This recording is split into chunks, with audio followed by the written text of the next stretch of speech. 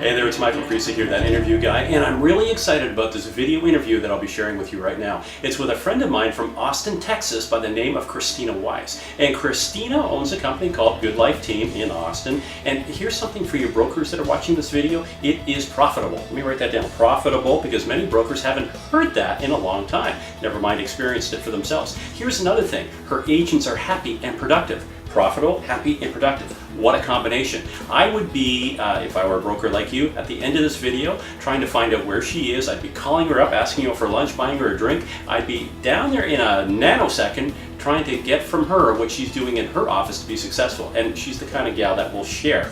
So there you go. For you agents that are watching this, Krisstina is a master when it comes to social marketing, social networking, and using Facebook, Twitter, and all that kind of wonderful stuff. But here's the thing. She doesn't sit there all day long, 2 hours a day, playing Mafia Wars. She doesn't sit there all day long playing with other realtors. Now, I know this may upset some of you. She is profitable. So here's the question you should be asking yourself. It's a tough one. At the end of the day, have you made money? If you're not asking that question, I guarantee your spouse, if not other kids, and your broker is probably asking the same question. Did you make money today? So pay close attention to this video. Krisstina is going to share what she does using Twitter, Facebook, and all those other things to make money.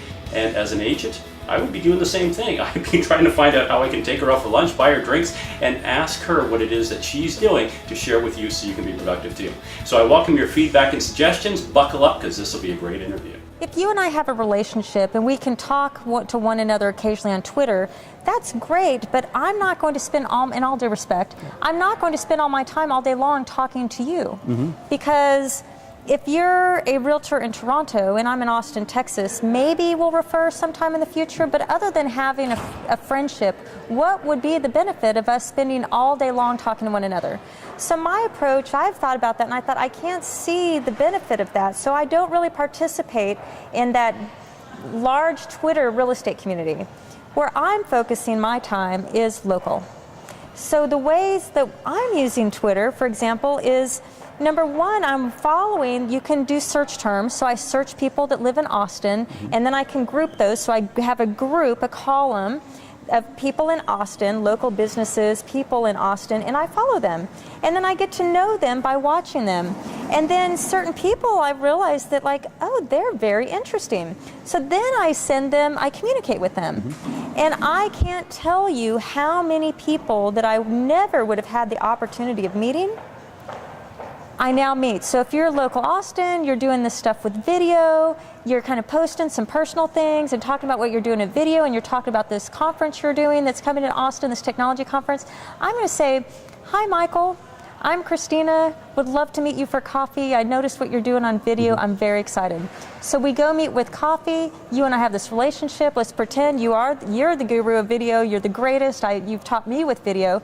So now we have a relationship that I never would have been able to find you otherwise. One of the things I know, when you talk about the local business aspect of it, you've created events, and it's almost like a BIA, the business networking, where you've initiated that on Twitter.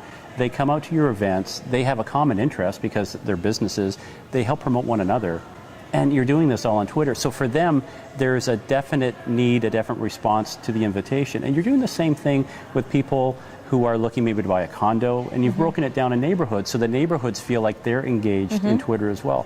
So in that respect, I have to tip my hat to you, not that I'm wearing one, but you've figured it out, it seems, that this is another tool for you to use to get your clients excited and to generate more business. Well, where we generate the business, like the business is coming, but where I do see before the business is generating new relationships and building trust and new followerships. So it's a new tool that enables me to go out and build relationships that I never would have had the opportunity. So that's the first piece. The second piece of it is what I call reciprocity. That the people that are on Twitter that get Twitter, not this real estate, chatter. Yeah. Thank you, that's the right word. Not the real estate chatter going on out there, but people that really, I think, are getting Twitter to a certain degree in local markets. Is that they get this concept of reciprocity. So if you're in Austin, we meet, we like each other, you post something, maybe it's an event that you're doing, I can retweet that, I can repost it. So now I'm a source of spreading of what you're doing. And then we create this reciprocal relationship that when you see that I post something and you might think, that could really help Krisstina out if I repost this. So the great thing about the power of Twitter, it's not about just what I post, but if I post really good, interesting stuff that people relate to, or it's helpful, or it's an event, all these other people retweet it. So I've just increased my, like, the ripple effect of people that I can talk to that ultimately might follow me then. That, where could you do that if you weren't on Twitter? This is like throwing a social pebble It is, into the it pond. is a social It has that pebble. ripple But where effect, can you do that if it's not on Twitter? Like, I don't know another place to do that. And it doesn't cost you anything. And it doesn't cost anything. So in another example where we use Twitter is for events. I'm in real estate.